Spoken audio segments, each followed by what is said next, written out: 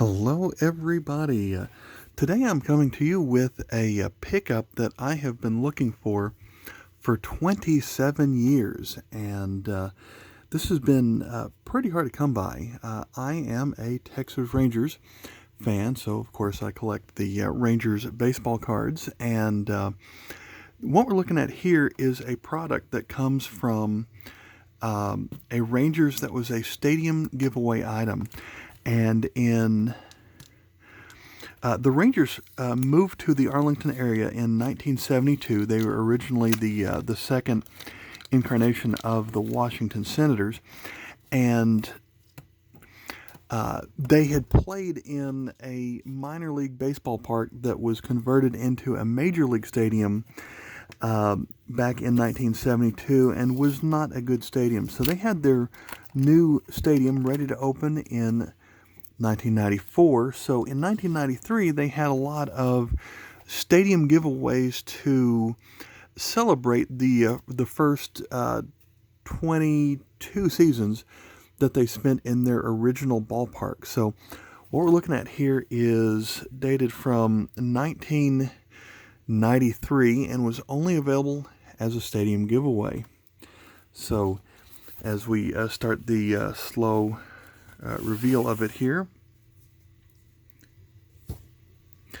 So in 1993, one of the things they did was they partnered with Keebler and Minards food stores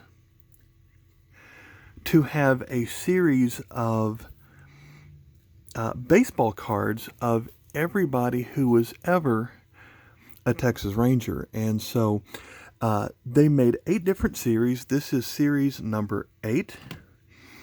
And series 1 was everybody who was on the inaugural 1972 team, which was a really bad team. There's nobody on that team that you've probably heard of, except the manager was Ted Williams. Series number 8 was everybody who was on the 1993 team.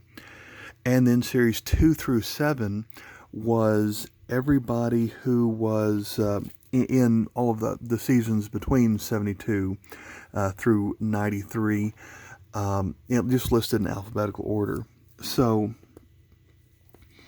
since this set includes all of the people who were a Ranger in 1993, I started watching baseball in 1989, so almost everybody who I was a big fan of was still on the team in 1993 from the first years, except for Ruben Sierra, who was traded for Jose Canseco. So,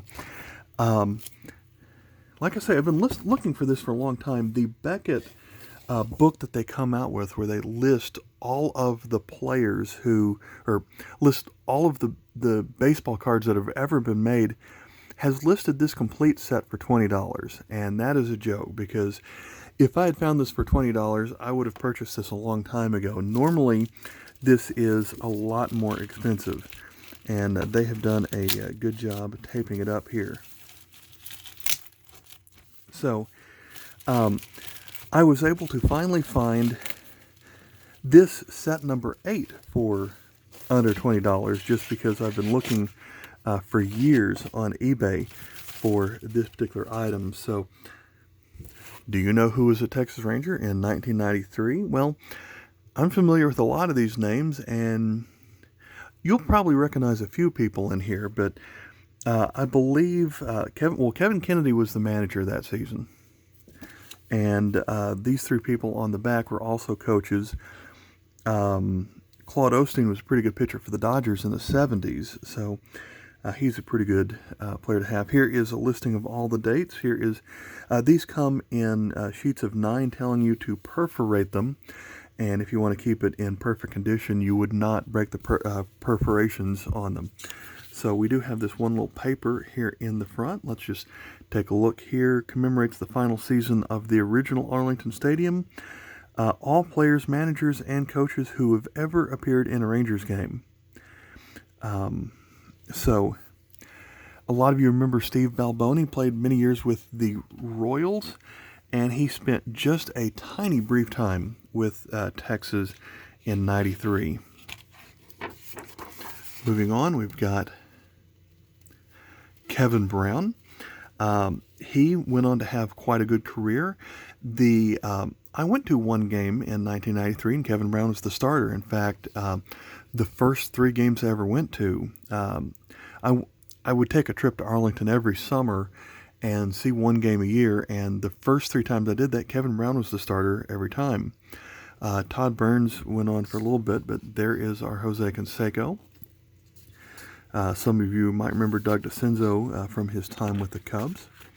And as we flip over to the back, this is a pretty simple looking back there, but moving on to the page number 2, see if we've got anybody here that is noteworthy. And Julio Franco certainly had quite a lengthy career. He was playing well into his mid-40s. Benji Gill was a former #1 draft pick. Moving up, we've got Juan Gonzalez, so he would become the MVP not too long after this. Tom Hinkie was the pitching coach at the time, and his thing was to have his pitchers practice throwing footballs, and that's kind of where he got his claim to fame as a pitching coach. So we've got more backs of these cards. Moving on to the next page. Jeff Huson is most famous for, if you've ever seen that viral video of the guy that hit foul balls into the other dugout in several pitches all in a row, that was Jeff Huson. Moving up, Charlie Leibrandt had a pretty good career, several years with the Braves. And on this page, we've got Rob Nen, Darren Oliver had pretty lengthy careers, but Rafael Palmeiro is the most famous, as he made it to the 3,000 hit club. Spent probably 8 or so seasons with Texas. Going on to the next page, Dean Palmer was a pretty highly touted prospect for a third baseman. Had a decent career, but never quite materialized like they had hoped. Gino Petralli's claim to fame was hitting a home run off of Roger Clemens on a Monday night game of the week. Coming up, we've got another Hall of Famer with Ivan Rodriguez. I guess that's the first Hall of Famer we've seen today. So he was a rookie with the Rangers in 1991, and of course went on to his own lengthy distinguished career. Bill Ripken is best known for being the brother of Cal Jr.